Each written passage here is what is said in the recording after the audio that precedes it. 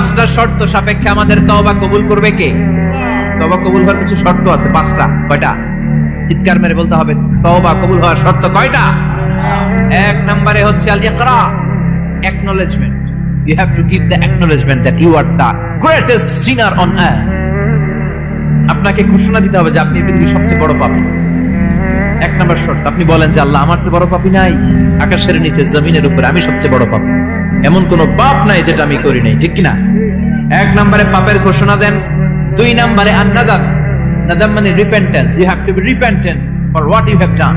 আপনাকে অনুতপ্ত হতে হবে, চোখের পানি ছাড়তে হবে। আল্লাহ, আমি লজ্জিত, আল্লাহ আমি নাদান, আমি পিশাচ, আমারে মাফ করে দাও। তার মানে স্বীকার গেলেন কি অন্যায় করেছেন। দুই নম্বরে আপনি অনুতপ্ত হলেন। তিন নম্বরে স্টপ, যেই পাপ করতেছিলেন ওটা থামান। Stop what you have done, যেটা করতেছিলেন আগে থামান। আপনি সুদ খাইছেন, অনুশোচনা আসলো, মাফও চাইতেছেন, আবার সুদও খাইতেছেন, হবে? আপনি ঘুষ খেয়েছেন, তওবা শুরু করলেন, আবার ঘুষও খেয়ে যাচ্ছেন, হবে? থামেন, স্টপ। তিনটা গেল। চার number, to hate what you have done, ঘৃণা করতে হবে, যে পাপটা করেছেন মন থেকে ওই পাপটাকে ঘৃণা করতে হবে। পাঁচ নাম্বার শর্ত হচ্ছে to determine that you never repeat this sin again in your life. আল্লাহর ওয়াদা দেন, কমিটমেন্ট দেন যে আল্লাহ, আমার জীবনে পারতপক্ষে এই পাপ জীবনেও করব না। চিৎকার করে বলেন ঠিক কিনা? তার মানে আপনি স্বীকার যান, তারপরে আপনি অনুতপ্ত হবেন, যে পাপ করেছেন থামিয়ে দিবেন, পাপটারে মন থেকে ঘৃণা করবেন, আর আল্লাহরে ওয়াদা দিবেন আল্লাহ আর করব না। এই পাঁচটা শর্তের আলোকে তওবা করলে জীবনের সব গুনাহ মাফ করে দিবে কে? এজন্য আল্লাহ বললেন, ইয়া আইয়ুহাল্লাযীনা আমানু তুবু ইলাল্লাহি তাওবাতান নাসুহা। তওবার মতো তওবা করো, সব গুনাহ মাফ করতে পারে কে? তওবা করবেন তো? রাজি আছেন? কবে করবেন? এই মুহূর্তে তওবা করবেন। এই মুহূর্তে আল্লাহর কাছে ক্ষমা চাই, আল্লাহ জীবনের সব গুনাহ মাফ করে দাও। আমাদের দেশে তওবা করার জন্য হুজুর লাগে, কথা কন, বিশা হুজুর, বড় হুজুর, ছোট হুজুর, হাফেজ সাহেব লাগে না? হাফেজ সাহেব, ইমাম সাহেব, এদের ছাড়া নাকি তওবা হয় না। না, এটা ভুয়া কথা। আপনি অনুতপ্ত হন, আপনি চোখের পানি ছাড়েন, আপনি আপনার রবরে বলেন, ক্ষমা করে দিবে কে? ইমাম সাহেব আসতে হবে, শর্ত না। পীর সাহেব হুজুর এসে হুজুরের হাতে হাত রেখে তওবা করতে হবে, শর্ত না। আপনার রবরে ডেকে চোখের পানি ছেড়ে ক্ষমা চান, ক্ষমা করবে কে? আর প্রতিদিন শতবার পড়তে থাকবেন আস্তাগফিরুল্লাহ। আওয়াজ করে সবাই পড়েন আস্তাগফিরুল্লাহ, আর জোরে পড়েন আস্তাগফিরুল্লাহ। বিশ্বনবী বলেন, মান লাজিমাল ইস্তিগফার জাআলাল্লাহু লাহু মিন কুল্লি যিকিন মাখরাজা। সব সময় ইস্তিগফারের সাথে যে লেগে থাকবে, রব্বুল আলামিন তারে পাঁচটা জিনিস দিবে। কয়টা? কথা কন, আরো জোরে সবাই বলেন, কয়টা? নাম্বার 1, জাআলাল্লাহু লাহু মিন কুল্লি যিকিন মাখরাজা। বিপদে পড়লে বিপদ থেকে উদ্ধার করবে কে? আমাদের তো কোনো বিপদ নাই না? আছে, কত বিপদ। হ্যাঁ, রাস্তাঘাটে দুর্ঘটনা হতে পারে, যে কোনো সময় ভূমিকম্পে পড়তে পারি, বজ্রপাত পড়তে পারে না, ঠেড়া বইরা মানুষ নাই, আছে না নাই? এই বিপদ আপদ থেকে আপনারা রক্ষা করবে কে? যদি আপনি ইস্তেগফারের সাথে আঠার মতো লেগে থাকেন। কিসের সাথে? কথা বলেন। ইস্তেগফারের সাথে লেগে থাকতে পারলে এক নাম্বার হচ্ছে বিপদে পড়লে আপনারে মুক্ত করে দিবে কে? দুই নাম্বার, ওয়ামিন কুল্লি হাম্মিন ফারাজা। যে কোনো ধরনের টেনশন, হাইপার টেনশন থেকে বাঁচায় দিবে কে? আমাদের তো টেনশন মেনশন নাই না? আছে। লাইফ নিয়ে টেনশন, বাঁচার টেনশন, মরার টেনশন, ক্যারিয়ারের টেনশন, রাস্তাঘাটে যানজট, এটার টেনশন, পুলিশের দৌড়ানি, র্যাবের দৌড়ানি, বাড়ির ভাড়া, গ্যাস বিল, বিদ্যুৎ বিল, ছেলে মেয়েদের লেখাপড়া, কত টেনশন। সব টেনশন থেকে আপনারা মুক্ত করে দিবে কে? তিন নম্বরে, ওয়ারযুকহু মিন হাইসু লা ইয়াহতাসিব। এমন জায়গা থেকে আল্লাহ আপনার রিজিকের ব্যবস্থা করবে আপনি কল্পনাই করতে পারবেন না। সুবহানাল্লাহ পড়েন। চার নম্বরে, সবসময় ইস্তেগফার যদি পড়া হয়, আল্লাহর কোনো আযাব ওই বান্দার উপরে আসে না। ওমা কানাল্লাহু মুআযযিবাহুম ওয়া হুম ইস্তাগফিরুন।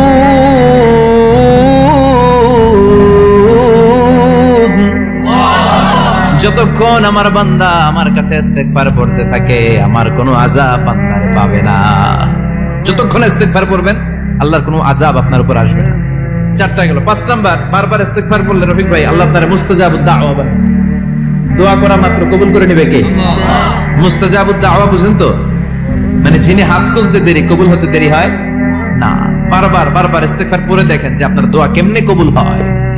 ইমাম আহমদ ইবনে হাম্বলের নাম শুনেছেন? হাম্বলি মাযহাবের প্রতিষ্ঠাতা। হানাফি, শাফিঈ, মালিকি, 4 নাম্বারটা আপনারা বলেন হাম্বল। এই হাম্বলি মাযহাবের ইমামের নাম আহমদ ইবনে হাম্বল, জগৎ বিখ্যাত মুহাদ্দিস। একক স্বতন্ত্র হাদিসের কিতাব হিসেবে পৃথিবীতে সবচেয়ে বড় যে হাদিসের কিতাব, ওইটার নাম মুসনাদ আহমদ ইবনে হাম্বল। 40,000 হাদিসের কালেকশন আছে। এই ইমাম আহমদ ইবনে হাম্বল ওনার শেষ জীবনটা হাদিস পড়ানো, হাদিস কালেকশনের জন্য ব্যয় করেছেন।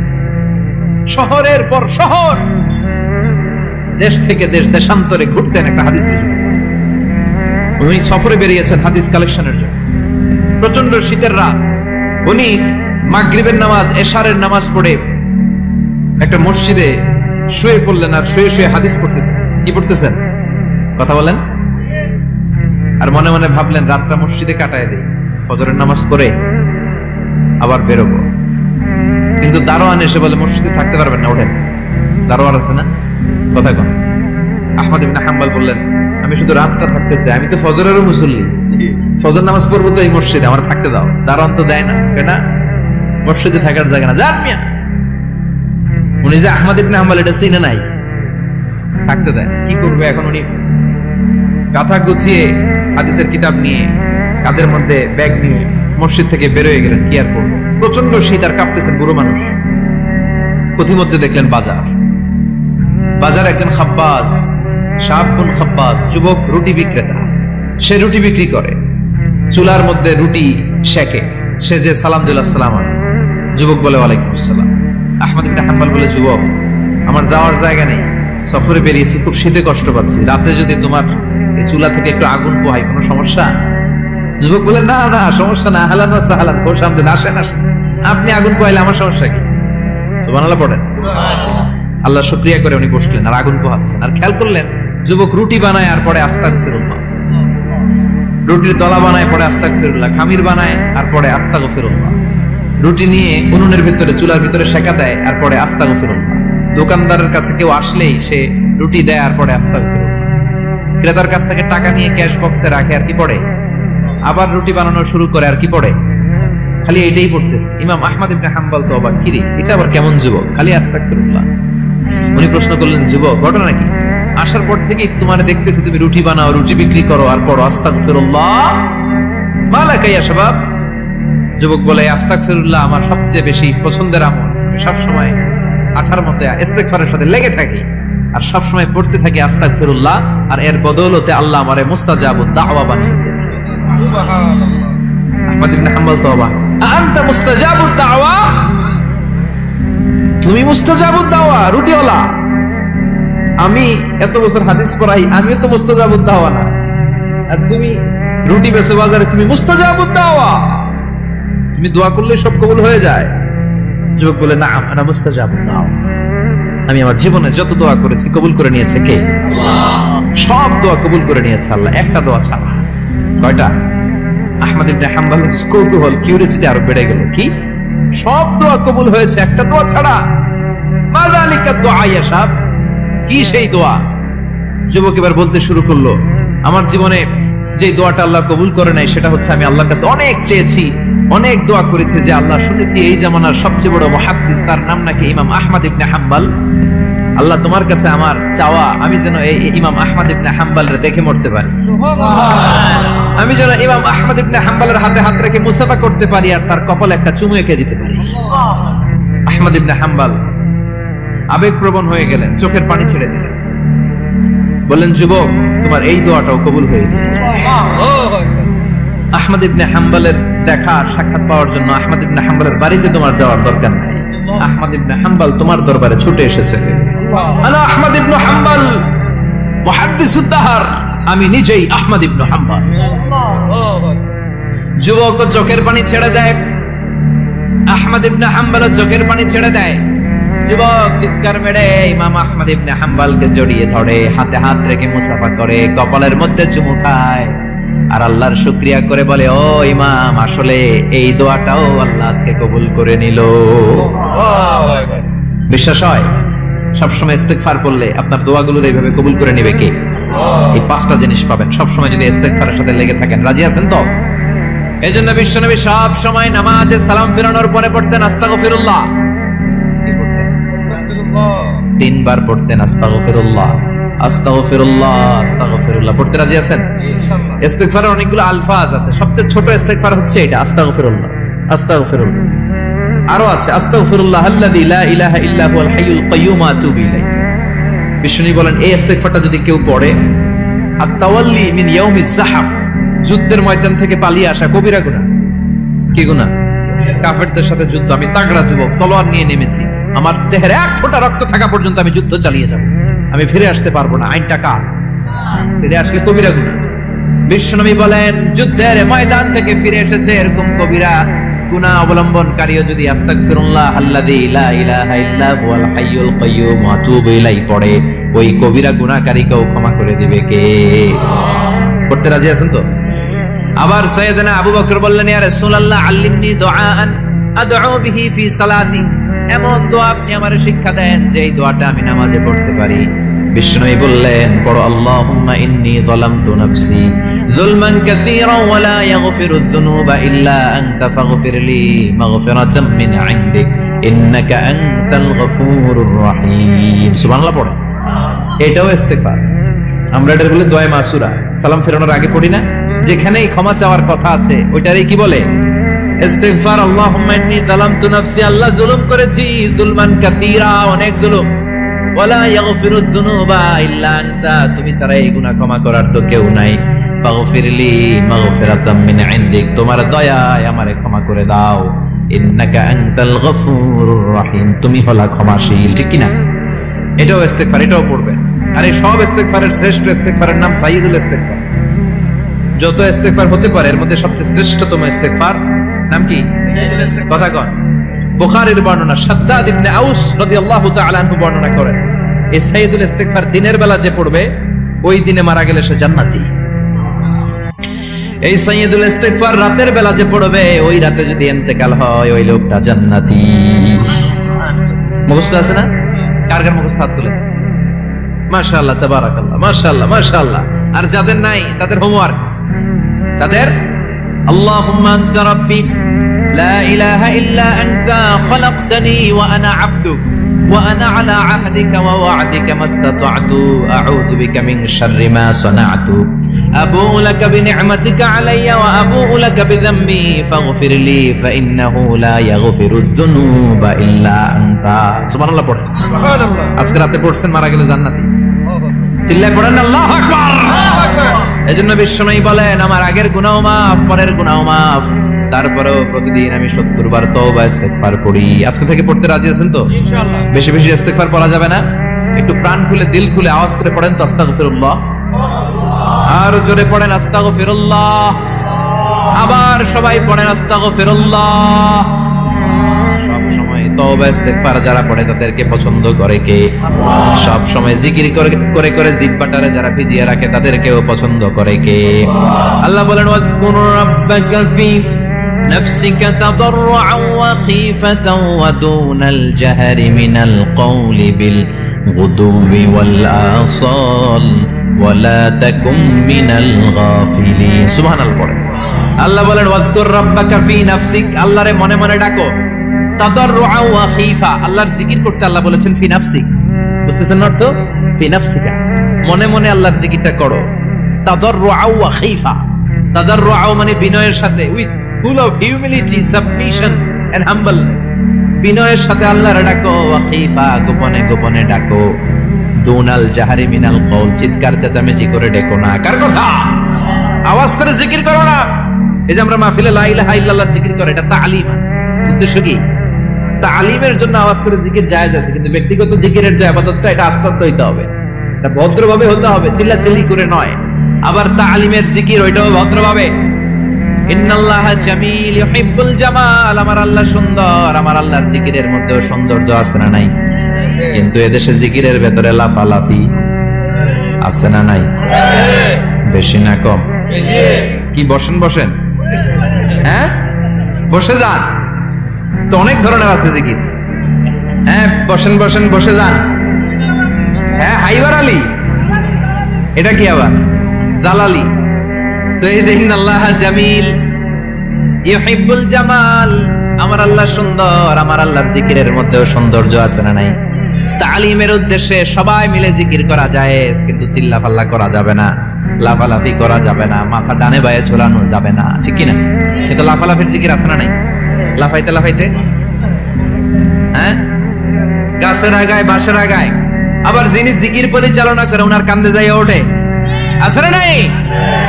বিশ্বনবী সাহাবীদের নিয়ে জিকির করছেন, সাহাবারা লাফাতে লাফাতে খেজুর গাছের আগায়, হাদিসে আছে না এটা?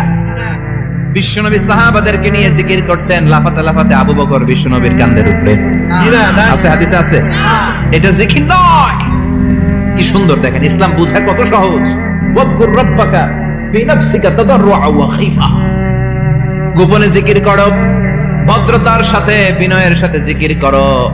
ওয়ালা তাকুম মিনাল গাফিলিন দুনাল জাহরি মিনাল কওল, চিৎকার চেঁচামেচি করে জিকির করো না।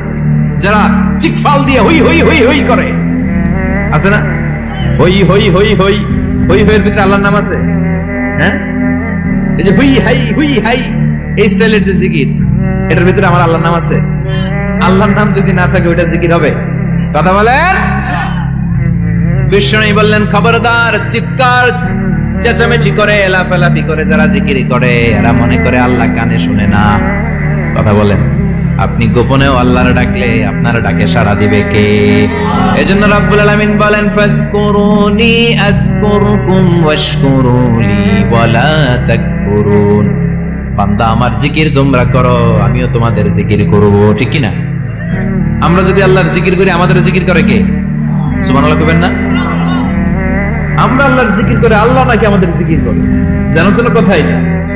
আবার হাদিসে কুদসিতে আল্লাহ বলেন, ফাইন যাকারানি ফি নাফসি যাকারতুহু ফি নাফসি। আমার বান্দা যদি একা একা আমার জিকির করে, আমি আমার বান্দার একা একা স্মরণ করি। ওয়া ইন যাকারানি ফি মালাইন যাকারতুহু ফি মালাইন খায়রিম মিনহু।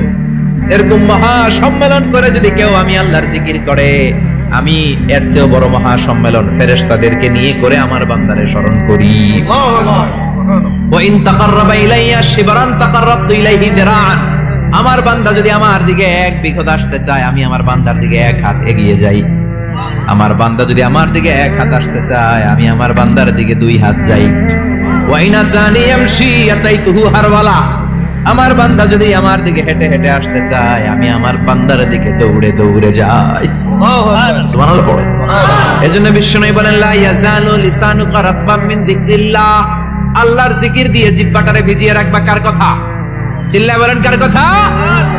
সবসময় আল্লাহর জিকির করতে রাজি আছেন তো? সবচেয়ে শ্রেষ্ঠ জিকির বিশ্বনবী বললেন, আফদালু যিকরি লা ইলাহা লা ইলাহা লা ইলাহা ইল্লাল্লাহু মুহাম্মাদুর রাসূলুল্লাহ সাল্লাল্লাহু। সবচাইতে শ্রেষ্ঠ জিকির লা ইলাহা। এর চেয়ে শ্রেষ্ঠ জিকির আছে? কথা বলেন। বিশ্বনবী বললেন, মান ক্বালা লা ইলাহা ইল্লাল্লাহ সিদকান মিন কলবিহি। একনিষ্ঠতার সাথে অন্তর থেকে কেউ যদি জীবনে একবার বলে লা ইলাহা ইল্লাল্লাহ, দাখালাল জান্নাহ। তার যদি পাপ থাকে, অন্যায় থাকে, ওই পাপ আর অন্যায়ের শাস্তিগুলার পরে কোনো না কোনো দিন আমার ওই বান্দা জান্নাতে ঢুকবে। একবার যদি খালিসান মিন কলবিহি সে পড়ে লা ইলাহা ইল্লাল্লাহ, তার জন্য জান্নাতকে অবধারিত করে দিয়েছে কে? আবার এটার নাম আল্লাহ দিয়েছে কালিমায়ে। কথা বলেন। দারাবাল্লাহু মাসালান কালিমাতান তাইয়িবাতান কাশাজারাতিন তাইয়িবাতিন আসলুহা সাবিতুন ওয়া ফারউহা ফিস সামা। সুবহানাল্লাহ। পবিত্র বাণী এটা কালিমায়ে তাইয়িবা।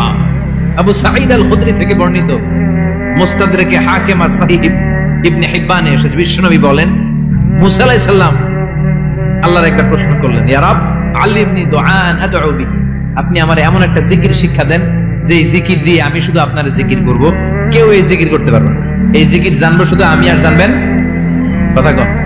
প্রশ্ন করছে কে? হ্যাঁ, কাকে করেছে? আল্লাহ এমন একটা জিকির শিখান যেই জিকির কেউ জানে না, আমি জানবো, আর ওই জিকির দিয়ে প্রাণ ভরে আপনারে ডাকবো। আল্লাহ বললেন, মুসা পড়ো লা ইলাহা লা ইলাহা ইল্লাল্লাহু মুহাম্মাদুর রাসূলুল্লাহ। মুসা আলাইহিস সালাম বললেন, আল্লাহ চাইলাম কি, কইলেন কি? লা ইলাহা তো জাতীয় জিকির, এটা তো আন্তর্জাতিক জিকির, এটা জানে না এমন কেউ নাই। এমনকি হিন্দু ভাইরাও জানে। কথা কন আল্লাহ, আমি তো চাইছিলাম এক্সক্লুসিভ, আমার জন্য স্পেশাল। এর চেয়ে সুন্দর আর কেউ জানবে না। এত সুন্দর একটা জিকির আপনি দিবেন, এটা আমি ডাকবো আপনার আর আপনি শুনবেন। আল্লাহ বললেন মুসা এর চেয়ে দামি আমার কাছে। আল্লাহু আকবার। লাউ তাদউ লা ইলাহা ইল্লাল্লাহ ফি কাফা, লা ইলাহা রে যদি মুসা এক পাল্লায় রেখে দাও, ওয়াস সামাওয়াতু সাবউ ওয়াল আরদিন, সাত আকাশ সাত জমিন যদি আরেক পাল্লায় রেখে দাও, লা ইলাহা এক পাল্লায়, সাত আকাশ সাত জমিন আরেক পাল্লায় ওজন যদি দাও, লা রাজাহাত কাফাতু লা ইলাহা ইল্লাল্লাহ, মুসা দেখবা মুহূর্তের মধ্যে লা ইলাহা ইল্লাল্লাহর পাল্লা ভারী হয়ে গেছে। সাত আকাশ সাত জমিন এক পাল্লায়, শুধু লা ইলাহা ইল্লাল্লাহর এক পাল্লায় মুহূর্তে লা ইলাহার পাল্লাটারে ভারী করে দিবে কে? এটা বিপ্লবী বাণী। আমরা এটার ভিক্ষার মধ্যে লাগাইছি। এখন ভিক্ষা করার সময় লা ইলাহা আছে না নাই? একটা টাকা দিয়া যান আমি গরিব ইনসান, আখিরাতে সওয়াব পাইবেন পাহাড় সমান। একটা টাকা দিয়া যান আমি গরিব ইনসান, আছে না নাই? জুমার নামাজের সময় ভিক্ষা করে একটা টাকা দিয়া যান আর লা ইলাহার জিকির লগে, আছে না নাই? এটা আমরা ভিক্ষার জিকির বানাইছি। এটা তো বিপ্লবী বাণী। এই বাণীর পক্ষে যারা, তারা ন্যায় আর সত্যের পক্ষে চিল্লায় বলেন ঠিক কিনা? এই বাণীতে যারা বিশ্বাস করে তারা এক আল্লাহর সামনে মাথা নত করে দেয়। গোটা পৃথিবীর কোন শক্তির সামনে ওই মাথা নত হয় না, ঠিক কিনা? এই লা ইলাহা যারা আমরা মানি, আল্লাহ ছাড়া কারোর সামনে মাথা নত করব? কোন শক্তি আমাদের মাথা নত করাতে পারে? বিপ্লবী বাণী, এটা সংগ্রামী বাণী। এই বাণী এমন বিপ্লব তৈরি করে গোটা বিশ্ব পাল্টে দেয়। এই লা ইলাহার ব্যাখ্যা করেছেন সাইয়্যিদ কুতুব শাহীদ তার তাফসিরে। নাম শুনছেন? কি নাম তাফসিরের? ফি জিলালিল কুরআন। ফি জিলালিল কুরআন লিখে উনি মিশর কাঁপিয়ে দিলেন। তিনি গোটা বিশ্বের জাহালাতকে তার তাফসিরের লেখনীর মধ্যে দিয়ে তুলে এনেছেন। আর বলেছেন আল্লাহর আইন ছাড়া পৃথিবীর বুকে কোনো আইন চলবে না। তার তাফসির পরে মিশরের সব যুবকরা রাস্তায় নেমে এলো। আন্দোলনের জোটে পুরো মিশরে উত্তাল গণ আন্দোলন। ইনিল হুকমু ইল্লা লিল্লাহ, আল্লাহর জমিনে আল্লাহর আইন ছাড়া কিছু চলবে? পুরো মিশর টালমাটা, সরকার টালমাটা। সরকার প্রধান ছিল জামাল আব্দুল নাসের। কয়টারে জেলে ভর? তখন হকের কথা বললেই জেলখানা আছে না নাই? সাইয়্যিদ কুতুব শাহীদের জেলখানায় ভরা হলো। ওনারে জেলখানায় ভরার পরে আন্দোলন আরো 3 গুণ বেড়ে গেল। কায়রোর রাস্তায়, মিশরের রাস্তায় রাস্তায় ইসলাম প্রেমিক, কোরআন প্রেমিক যুবকদের আন্দোলন। পুরো আন্দোলনে মিশর কেঁপে উঠল। মিশর ব্যাপী আন্দোলনের গণজোয়ার। সরকারের অবস্থা খারাপ। সরকার এবার ঘোষণা দিল সাইয়্যিদ কুতুব শাহীদ মিশরের যুবকদেরকে আন্দোলনে ঠেলে দেওয়ার কারণে তাকে মৃত্যুদণ্ড দেয়া হলো। ফাঁসি। যুগে যুগে কোরআনের পক্ষে যারা, এদের কাছে ফাঁসির রশি আছে না নাই? কিন্তু এই ফাঁসির রশিকে তারা থোড়াই কেয়ার করে চিল্লায় বলেন ঠিক কিনা? ফাঁসি। সাইয়্যিদ কুতুব শাহীদের ফাঁসির রায় দেয়া হলো। আদালত থেকে ফাঁসির রায় বহাল রাখা হলো। যেদিন ফাঁসি দেওয়া হবে তার 1 ঘন্টা আগের ঘটনা। কারা কর্তৃপক্ষের নিয়ম অনুযায়ী, জেল কোডের নিয়ম অনুযায়ী জেলখানার যিনি ইমাম আছে না, উনি 1 ঘন্টা আগে আইসা এই কালিমা পড়ায়। যারা ফাঁসি দেওয়া হবে এর পড়ায় লা ইলাহা মুহাম্মাদুর। তো সাইয়্যিদ কুতুব শাহীদকে কালিমা পড়ানোর জন্য ইমাম সাহেব আসছে। ফাঁসির বাকি কয় ঘন্টা, এসে বলে সাইয়্যিদ কুতুব শাহীদ আপনি পড়েন লা ইলাহা ইল্লাল্লাহ। সাইয়্যিদ কুতুব শাহীদ বলে আমারে তুই কালিমা শিখাইস না, আমি কালিমা খুব ভালো জানি। যেই কালিমা পড়ানোর কারণে সরকার করে বেতন দেয়, ওই কালিমার ব্যাখ্যা করার কারণে সরকার আজকে আমারে ফাঁসি দেয়। তুই কালিমা পড়াস, তোরে টাকার বান্ডিল দেয়, আমি কালিমার ব্যাখ্যা করার কারণে ফাঁসির মঞ্চে দাঁড়াই। চিল্লায় বলে ঠিক কিনা? তার মানে তোর কালিমা আমার কালিমা এক কালিমা না। এই 2 কালিমার মধ্যে পার্থক্য আছে না নাই? তোর ইমানি চেতনা আমার ইমানি চেতনা এক ইমানি চেতনা নয়। তোরে টাকা দেয়, আমারে ফাঁসি দেয়, তার মানে 2 চেতনা আলাদা। চিল্লায় বলো ঠিক কিনা? এজন্য আল্লাহ ডেকে বললেন গোলাম, এটা বিপ্লবী বাণী। এই কালেমার আন্দোলন যারা করে তারা আল্লাহ ছাড়া পৃথিবীর কাউরে ভয় পায় না। আর তারা চায় কালেমার পতাকা পৃথিবীর মধ্যে যেন পথ করে উড়ে, ঠিক কিনা? বাংলার জমিনে কালেমার পতাকা উড়ুক, আমরা চাই কি চাই না? কোনো একদিন এ দেশের আকাশে কালিমার পতাকা উড়বে, সেদিন সবাই খোদাই বিধান পে দুঃখ বেদনা ভুলবে। কোনো একদিন এদেশের আকাশে কালিমার পতাকা উড়বে, সেদিন সবাই খোদাই বিধান পে দুঃখ বেদনা ভুলবে। চিৎকার করে বলেন ঠিক কি না? এই কালেমার সমাজ যদি হয়, ওই সমাজে কেউ লাঞ্ছিত হবে না, ওই সমাজে কোনো নারী নিগৃহীতা হবে না, ওই সমাজের কোনো কাজের মেয়েরা ধর্ষিতা হবে না, ওই সমাজে দুর্নীতি থাকবে না, ঘুষ থাকবে না, চাঁদাবাজি থাকবে না, টেন্ডারবাজি থাকবে না। সমাজটারে শান্তি দিয়ে সমৃদ্ধ করে দিবে কে? এজন্য সব সময় জিকির করতে হবে। একজনের চিল্লায় বলেন তিনি কে? আল্লাহ। শ্রেষ্ঠ জিকির হচ্ছে লা ইলাহা ইল্লাল্লাহ। করতে রাজি আছেন? সব সময় জিকিরটা করতে রাজি আছেন? Every night and every day, every night and every day, never forget to say la ilaha illallah. Never forget to say la ilaha illallah. পড়েন every night and every day, every night and every day, never forget to say la ilaha illallah. Never forget to say la ilaha illallah. Never forget to say la ilaha illallah. When you're walking down the street, use your time and repeat and say in every heartbeat la ilaha illallah. When you're walking down the street, use your time and repeat and say in every heartbeat la ilaha illallah. Every night and every day, every night and every day, never forget to say la ilaha illallah. চিল্লায় বলেন ঠিক কি না? দিনে রাতে যে কোনো মুহূর্তে আমাদের জিহ্বার মধ্যে থাকবে কি? কথা বলেন জিহ্বায় থাকবে কি? এজন্য বিশ্বনবী বললেন আফদালুয যিকরি লা ইলাহা ইল্লাল্লাহ। আল্লাহর কাছে সবচাইতে প্রিয় জিকির হলো লা ইলাহা ইল্লাল্লাহ। আবার বিশ্বনবী বললেন আহাব্বুল কালামি ইলাল্লাহি আরবাআ। আল্লাহর কাছে সবচাইতে প্রিয় কথা হলো চারটা। কয়টা? সুবহানাল্লাহ, আলহামদুলিল্লাহ, লা ইলাহা ইল্লাল্লাহ। সুবহানাল্লাহ,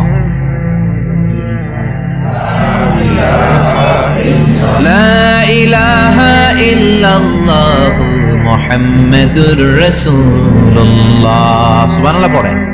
চারটা কথা আল্লাহর কাছে সবচেয়ে প্রিয়। একটা হচ্ছে সুবহানাল্লাহ, আরেকটা হচ্ছে আলহামদুলিল্লাহ, আরেকটা হচ্ছে লা ইলাহা ইল্লাল্লাহ, আরেকটা হচ্ছে আল্লাহু আকবার। এই যে শুরুতে তিনটা তাকবীর দিছি, এই তাকবীরটা আল্লাহর প্রিয় কথা আছে চারটায়। চারটার মধ্যে একটা আছে না নাই? আওয়াজ করে পড়েন আল্লাহু আকবার। সবচেয়ে প্রিয় আল্লাহর কাছে এই চারটা কথা। লা ইয়াদুররুকা বিআইয়িহিন্না বাদাতা। বিষ্ণু বললেন এই চারটার যেটা দিয়ে শুরু করতে মন চাই করো, কোনো সমস্যা নেই। সুবহানাল্লাহ পড়েন। এজন্য ফরজ নামাজের পরে এই তাসবিহগুলো পড়বেন। আব্দুল্লাহ ইবনে আমর ইবনে উলাস তিনি বর্ণনা করেন আমি বিশ্বনবীকে আঙ্গুলের গিরা দিয়ে এই তাসবিহগুলো পড়তে দেখেছি। রাআইতুন নাবিয়্যা সাল্লাল্লাহু আলাইহি ওয়াসাল্লাম ইয়াকিদু তাসবিহা বিয়ামিন। আমি বিশ্বনবীর ডান হাতের আঙ্গুলের গিরায় এই তাসবিহগুলোকে পড়তে দেখেছি। পড়তে রাজি আছেন? ডান হাত তুলে এই আঙ্গুলের করের মধ্যে এইভাবে রাখেন, এইভাবে রেখে নামাজের পরেই সুবহানাল্লাহ আলহামদুলিল্লাহ পড়তে রাজি আছেন? সুবহানাল্লাহ 33 বার, আলহামদুলিল্লাহ 33 বার, আল্লাহু আকবার 33 বার। পড়তে রাজি আছেন সবাই? আল্লাহ তুমি কবুল করো। ফরজ সালাতের পরে আমরা মুনাজাত দেওয়ার জন্য পাগল হয়ে যাই। আসসালামু আলাইকুম ওয়া রাহমাতুল্লাহ, আসসালামু আলাইকুম ওয়া রাহমাতুল্লাহ, আমিন ইয়া আরহামার রাহিমিন। আসসালামু নাই। কিন্তু বিশ্বনবী সালাম ফিরানোর পরে সর্বপ্রথম যে আওয়াজটা করতেন সেটা হচ্ছে আল্লাহু আকবার। এরপর 3 বার পড়তেন আস্তাগফিরুল্লাহ, আস্তাগফিরুল্লাহ, আস্তাগফিরুল্লাহ। এরপর আয়াতুল কুরসি একবার। কয়বার? মান ক্বারা আয়াতুল কুরসি দুবুরা কুল্লি সালাতিন মাকতুবা লাম ইয়ামনাহু মিন দুখুলিল জান্নাতি ইল্লা মাউত। প্রত্যেক ফরজ সালাতের পরে যে একবার আয়াতুল কুরসি পড়ে তার জান্নাতে ঢোকার ক্ষেত্রে আর কোনো বাধা থাকে না, একটা জিনিস ছাড়া, সেটা হচ্ছে মরণ। লোকটা মরে না তাই জান্নাতে যায় না, মরলেই জান্নাতে। আল্লাহু আকবার। এরপরে 33 বার সুবহানাল্লাহ, 33 বার আলহামদুলিল্লাহ, 33 বার আল্লাহু আকবার। সব শেষে মিলাবেন লা ইলাহা ইল্লাল্লাহ ওয়াহদাহু লা শারীকা লা লাহুল মুলকু ওয়া লাহুল হামদু ওয়া হুয়া আলা কুল্লি শাইইন কাদির। এরপরে পড়তেন আল্লাহুম্মা আনতাস সালাম ওয়া মিনকাস সালাম তাবারাকতা ইয়া যাল জালালি ওয়াল ইকরাম। এরপরে পড়তেন আল্লাহুম্মা লা মানিআ লিমা আ'তাইতা ওয়া লা মু'তিয়া লিমা মানা'তা ওয়া লা ইয়ানফা'ু যাল জাদ্দি মিনকাল জাদ। এরপরে পড়তেন আল্লাহুম্মা ইন্না নাসআলুকাল হুদা ওয়াত তুকা ওয়াল আফাফা ওয়াল গিনা। এরপরে পড়তেন আল্লাহুম্মা আ'ইন্না আলা যিকরিকা ওয়া শুকরিকা ওয়া হুসনি ইবাদাতিক। সুবহানাল্লাহ পড়েন। কত তাসবিহ, কত দোয়া।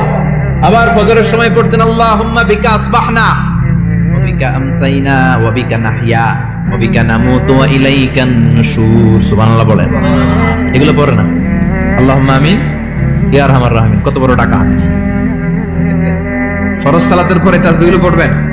কথা বলেন, পড়তে রাজি আছেন সবাই? আর তাসবিহ শেষ হলে দোয়া করেন, সমস্যা নাই। দোয়া করতে হবে কার কাছে? বিশ্বনবী বললেন দোয়া মুখুল ইবাদা, দোয়া হলো ইবাদতের নির্যাস। যার দোয়া নাই ওর কিচ্ছু নাই। দোয়া করেন নাই তো নামাজে কাজ হবে না, দোয়া করেন নাই রোজায় কাজ হবে না। কথা কর।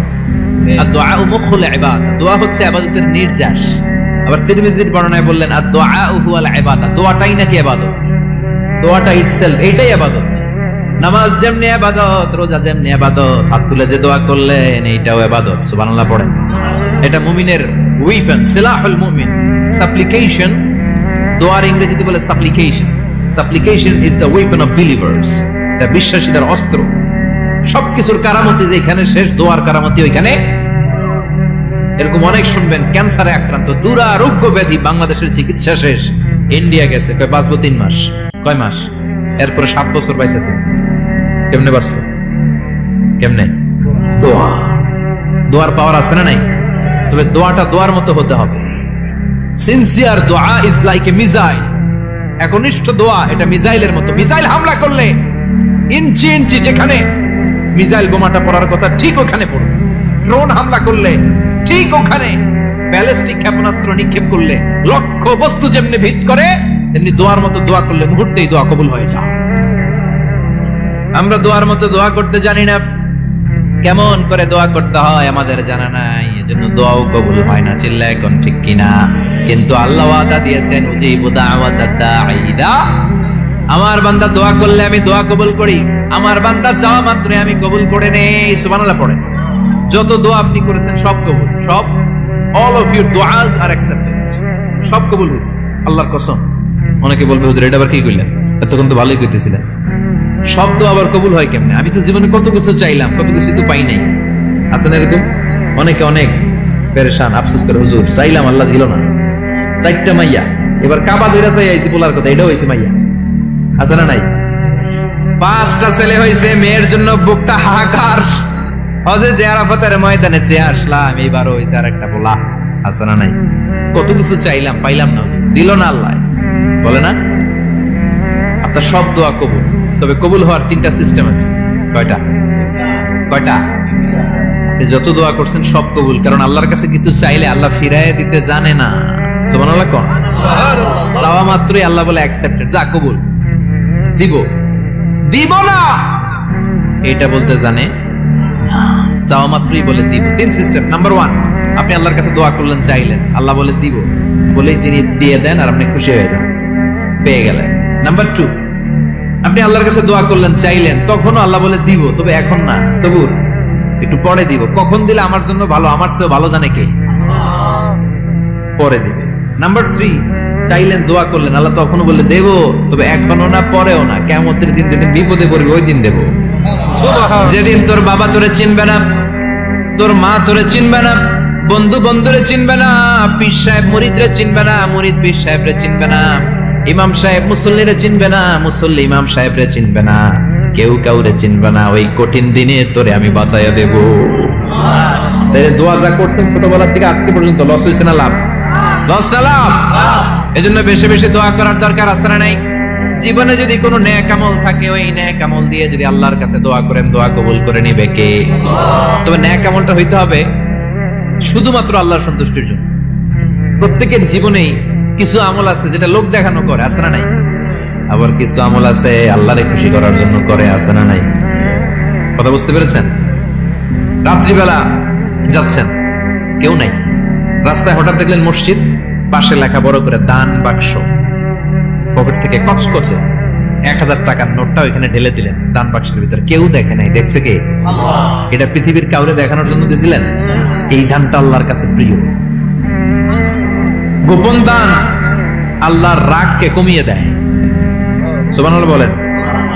আল্লাকা সিররুন ইনদাল্লাহ বাইনাকা আনতা ওয়া বাইনাল্লাহ, আল্লাকা সাদাকাতুন তাখফা লা ইয়ালামুহা ইল্লাল্লাহ, আল্লাকা সিররুন ইনদাল্লাহ বাইনাকা আনতা ওয়া বাইনাল্লাহ, আল্লাকা সাদাকাতুন তাখফা লা ইয়ালামুহা ইল্লাল্লাহ। সুবহানাল্লাহ বলেন। সুবহানাল্লাহ। আল্লাকা সিররুন ইনদাল্লাহ, তোমার আর তোমার রবের মাঝে এমন কোন গোপন জিনিস আছে নাকি যেটা আল্লাহ ছাড়া কেউ জানে না?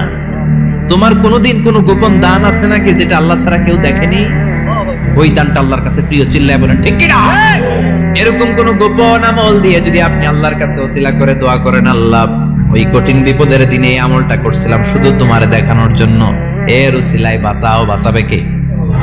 বুখারীতে একটা হাদিস আছে, সালাসাতুন ফিল গার, বনি ইসরাইলের 3 লোক সফরে বেরিয়েছে, মরুভূমির সফর, মাঝখানে তুফান, কই যাবে, কই বাঁচবে, দৌড়াদৌড়ি শুরু। দৌড়াতে দৌড়াতে এক পাহাড়ের গুহার ভেতরে আশ্রয় নিয়েছে। গুহা চিনেন তো? পাহাড়ের গুহা। আশ্রয় নেওয়ার সাথে সাথেই বৃষ্টির পানির ঝাপটায় পাহাড়ের উপর থেকে বিশাল এক পাথর খণ্ড এসে পাহাড়ের গুহার মুখটা বন্ধ করে দিয়েছে। বন্ধ, অন্ধকার। এরা পড়ছে বিপদে, হায় হায় বাঁচার জন্য ঢুকলাম, এখন দিয়ে মরণ। ঢুকছিল কি জন্য? এখন মরণ। বিশাল পাথরের খণ্ড এসে গুহার রাস্তাটা বন্ধ করে দিয়েছে। 3 জন গায়ে যত শক্তি ছিল ধাক্কায়ও পাথর সরাইতে পারে। হায় হায়, অক্সিজেন ভিতরে যা আছে আধা ঘন্টা শেষ হয়ে যাবে। কি করে বাঁচবো? বাঁচার উপায় নাই। চিল্লা পাল্লা শুরু হয়ে গেল, কান্নাকাটি শুরু। একজন বলে, তোমাদের জীবনে কার কি নেক আমল আছে যেই নেক আমলটা আল্লাহর ভয়ে করছিল, ওইটার ওসিলা দিয়ে দোয়া করে দেখো কিছু হয় কিনা। সুবহানাল্লাহ কোন? সুবহানাল্লাহ। এটাই উপায়। একজন হাঁটু গেড়ে চোখের পানি ছাড়া শুরু করছে, দোয়া শুরু করছে, আল্লাহ আল্লাহুম্মা কানাত লি আবাওয়ান শাইখান কাবীরা, আল্লাহ আমার বাবা মা ছিল বৃদ্ধ বৃদ্ধা, আমি পেশায় রাখাল, সারাদিন ছাগল চড়িয়ে রাত্রিবেলা দুধ আনতাম, সবার আগে আব্বা মারা দিতাম, এরপরে আমার ছেলে মেয়ে, এরপরে স্ত্রী। একদিন গভীর রাতে এসে দেখি আব্বা আম্মা ঘুমায়, দুধের বাটি নিয়ে আব্বা আম্মার মাথার সামনে দাঁড়িয়ে রইলাম। ছেলে মেয়েগুলো আব্বা এসে বলে, আব্বা দুধ দাও। আমি বললাম পরে, আগে আব্বা আম্মা খাবে তারপরে তোরা। ছেলে মেয়েগুলো কান্না জুড়ে দিল, আমি দেই নাই। ফজর পর্যন্ত দাঁড়িয়ে রইলাম। ফজরের আগ দিয়ে আব্বা আম্মা ঘুম থেকে উঠে দেখে তো আমার অবাক, কিরে বাবা দাঁড়িয়ে কেন? বললাম প্রতিদিন দুধ খেয়ে ঘুমাও, আজকে আগে আগে ঘুমিয়েছো, দুধ খাও নাই, তোমাদেরকে আগে দিব বলে দাঁড়িয়ে রইলাম। আল্লাহর ডেকে বলে, আল্লাহ ওই দিন সারা রাত দুধের বাটি নিয়ে মা বাবার শিওরে আমি দাঁড়িয়েছিলাম, ফজরের সময় আব্বা আম্মারে দুধ খাওয়ালাম, তারপরে ছেলে মেয়েদেরকে দিয়েছিলাম, তারপরে স্ত্রীর মুখে দিয়েছিলাম। ও মাবুদ, ওই দিনের এই কাজটা আমি দুনিয়ার কাউরে খুশি করার জন্য করি নাই, শুধুমাত্র তোমার খুশি ছাড়া।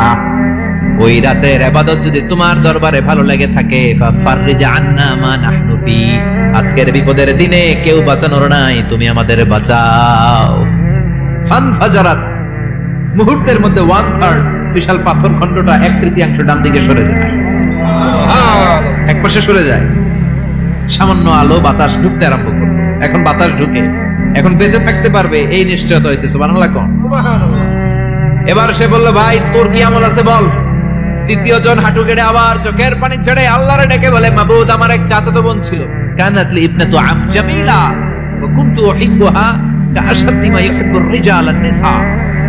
আল্লাহ সুন্দরী, অনন্যা, অপসরী, প্রিয়ংবদা, অনুসুয়া, গুণবতী, রূপবতী আমার এক চাচাতো বোন ছিল, তার প্রেমে আমি ছিলাম পাগল পাড়া, কিন্তু সে তো আমার ডাকে সাড়া দেয় না। অনেক চেষ্টা করলাম তারে পাওয়ার জন্য। চাচাতো বোন আমারে বলে, 100 স্বর্ণ মুদ্রা যেদিন দিতে পারবা ওই দিন আমারে পাবা। এবার আমি স্বর্ণ মুদ্রা কাজে লেগে গেলাম। বছরের পর বছর চেষ্টা করে 100 স্বর্ণ মুদ্রা যেদিন পেলাম ওই দিন চাচাতো বোনের কাছে গেলাম, যে তার হাতে স্বর্ণ মুদ্রা দিলাম, বললাম চলো এবার আমরা অপকর্ম করি। স্বর্ণ মুদ্রা পেয়ে সেও খুশি, আমিও খুশি। সে পাইছে স্বর্ণ, আমি পাইছি তারে। গোপন একটা রুমের ভেতরে ঢুকলাম, দুজনে জামা কাপড় খুলে ফেললাম, নেকেড হয়ে পাপ কাজ শুরু করব। ইন দা মিন টাইম আমার চাচাতো বোন আমারে বলে, ও আমার চাচাতো ভাই, আমারে তুই আমার সতীত্ব তুই নষ্ট করে দিস না, ইত্তাকিল্লাহ, আমার সম্ভ্রম তুই শেষ করে দিস না, ইত্তাকিল্লাহ, আল্লাহরে ভয় কর। আল্লাহ, ওই মুহূর্তে ফিরে আসা কঠিন কঠিন, কিন্তু ইত্তাকিল্লাহ, আল্লাহরে ভয় করে। এই শব্দটা যখন শুনলাম আমার ভিতরটা কেঁপে উঠেছে। আমি মুহূর্তে তোমার ভয়ে জামা পড়ে ওই রূপ থেকে চিৎকার মেরে বেরিয়ে গিয়েছি। আল্লাহ, সেদিন আমি পাপ কাজ করি নাই, সেদিন আমি মনের খায়েশ মিটাই নাই, তোমার ভয়ে সেদিন আমি দৌড়ে পালিয়েছি। ওই দিনের ইবাদতটা আমলটা যদি তোমার কাছে ভালো লেগে থাকে, ফাফাররিজ আন্না ফিমা নাহনু ফি, আজকে যেই বিপদে আছি তুমি বাঁচাও। বলার সাথে সাথে 2/3 2/3 পাথরের খণ্ডটা আরো ডান দিকে সরে যাও। সুবহানাল্লাহ পড়েন। এবার আরো বড় ফাঁকা হয়েছে। এবার তারা বেরোতে চেষ্টা করলো, দেখে মাথা বের হয়, শরীর বের হয় না, হাত বের হয়, পিঠ বের হয় না, পা বের হয়, দেহ বের হয় না, আরো সরতে হবে। এবার বাকি আছে কয়জন? সে দোয়া করতে শুরু করলো, আল্লাহ ইস্তাজারতু জারাক, আমি ব্যবসায়ী ছিলাম, অনেক শ্রমিক ভাড়া করে একদিন একটা কাজ করালাম, সব শ্রমিকের টাকা দিয়ে দিলাম। এক শ্রমিক টাকা না নিয়ে ভাগলপুর কই যে গেছে নিজেও জানি না, ওর টাকা আমার কাছে রয়ে গেল। এই শ্রমিককে আর টাকাটা বুঝাই দিতে পারি নাই। এই টাকা দিয়ে আমি কয়েকটা ছাগল কিনলাম, এই ছাগলগুলো বাচ্চা দিল, ওগুলো বাচ্চা দিল, ওগুলো বাচ্চা দিল, দিতে দিতে বিশাল ছাগলের ডেইরি ফার্ম করে ফেললাম তার ওই টাকা দিয়ে। 1 যুগ 12 বছর পরে সে এসে বলে, আমার টাকা ফিরায় দাও। আমি বললাম, এই যে ছাগলের ডেইরি ফার্ম পুরোটাই তোমার। সে বলে, আতাস্তাহজিউ মিন্নি, আমার সাথে ঠাট্টা করো? আমি পাই সামান্য কয়টা টাকা, 1 যুগ আগে যে টাকা পাইতাম ওইটা দিলেই চলবে। আমি বললাম, ও শ্রমিক, তোমার টাকা দিয়ে আমি ছাগল কিনে ব্যবসা করেছি, ছাগল বাচ্চা দিয়েছে, বাড়তে বাড়তে বাড়তে বাড়তে আজকের বিশাল এই ডেইরি ফার্ম, এই ডেইরি ফার্মের মালিক আমি নই, তুমি নিয়ে যাও। বলার সাথে সাথে শ্রমিক আনন্দে নাচতে নাচতে ডেইরি ফার্ম নিয়ে যায়। ও আল্লাহ, ওই দিন যদি সে যতটুকু টাকা পাওনা ছিল অতটুকু দিলেই সে খুশি হয়ে যেত। শুধু তোমার খুশির জন্য পুরো ডেইরি ফার্ম আমি তারে দিয়ে দিয়েছিলাম। আল্লাহু আকবার। আল্লাহ, আজকের এই বিপদের দিনে আমার সেদিনের আমলটা যদি তোমার কাছে ভালো লাগে তুমি বাঁচাও। বলতে দেরি, মুহূর্তের মধ্যে বিশাল প্রকাণ্ড পাথর খণ্ডটা অন্যদিকে দৌড়ে চলে যায়। পাহাড়ের গুহা ওপেন, পাথর খণ্ড নাই। আল্লাহর শুকরিয়া আর তাকবীর দিতে দিতে 3 জন বের হয়ে যায়। সুবহানাল্লাহ পড়েন। সহিহ বুখারীর বর্ণনা, সহিহ হাদিস। নিজের এমন কোন নেক আমল যদি থাকে যে আমলটা শুধু আল্লাহর জন্য করেছিলাম, ওই নেক আমলের ওসিলা দিয়ে দোয়া করলে দোয়া কবুল করবে কে?